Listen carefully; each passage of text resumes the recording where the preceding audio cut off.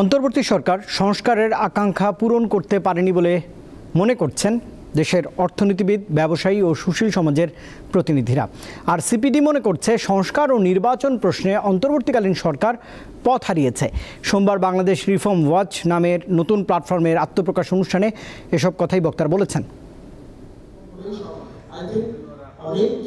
টেকসই উন্নয়ন লক্ষ্যমাত্রা বা এসডিজি বাস্তবায়নে নাগরিক প্ল্যাটফর্ম ও সেন্টার ফর পলিসি ডায়ালগ সিপিডির আয়োজনে আনুষ্ঠানিকভাবে যাত্রা শুরু হলো বাংলাদেশ রিফর্ম ওয়াচ এর, যারা মূলত জনগণের আকাঙ্ক্ষা, রাজনৈতিক সংস্কার, কর্মসংস্থান, সামাজিক সুরক্ষা, কৃষি, শিক্ষা, স্বাস্থ্য, জলবায়ু, নারীর অধিকার, গণতান্ত্রিক জবাবদিহিতা ও সুশাসন সহ নানা বিষয় পর্যবেক্ষণ করবে। বিশ্লেষণ এবং প্রচারণার অংশ হিসেবে নিব। সোমবার রাজধানীর একটি হোটেলে বাংলাদেশ রিফর্ম ওয়াচের আত্মপ্রকাশ অনুষ্ঠানে সংস্কার নিয়ে কথা বলেন ব্যবসায়ী, অর্থনীতিবিদ, রাজনীতিবিদ ও সুশীল সমাজের প্রতিনিধিরা। বাংলাদেশের অর্থনৈতিক উন্নয়নের ক্ষেত্রে এই ব্যবসায়ী সংগঠনগুলোর স্বচ্ছতা, জবাবদিহিতা এবং লেজুর বৃত্তিহীন ভূমিকা পালন করাটা অত্যন্ত জরুরি। সংস্কারের বিষয়ে আমাদের মনোনিবেশ করতে হবে, আমাদের ওয়াচ করতে হবে, যাই করতে হয় যাতে আমরা একটা গ্রহণযোগ্য নির্বাচন পাই। জনচাহিদাটা কি ছিল, তার আলোকে রিফর্ম কোনটা হওয়ার দরকার এবং সেটাতে অগ্রগতি হচ্ছে কিনা।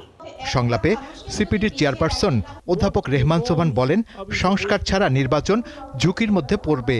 আর সিপিডির সম্মাননীয় ফেলো ডক্টর দেবপ্রিয় ভট্টাচার্য জানান, কোথাও কোথাও মনে হচ্ছে অন্তর্বর্তী সরকার পথ হারিয়ে ফেলেছে। এই অন্তর্বর্তী সরকার কি পথ হারাইয়াছে?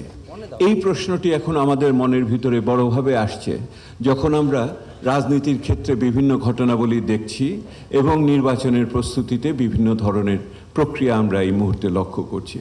Holding out the danger that if reforms আমার মনে হয় দেশে সংস্কার ছাড়া নির্বাচন হলে নির্বাচন ঝুঁকির মুখে পড়বে এবং কিছু মানুষ ভোট গ্রহণে অংশগ্রহণ করবে না। বর্তমানে দেশে সংস্কারের যে সুযোগ এসেছে তা হারিয়ে যেতে দেওয়া যাবে না বলেও মন্তব্য করেন অর্থনীতিবিদ ও বিশ্লেষকেরা। আমাদের সেই চাহিদা সৃষ্টি করার জন্যই নাগরিকের কণ্ঠস্বরের সাথে শাহরিয়ার ইমন, দীপ্ত সংবাদ, ঢাকা।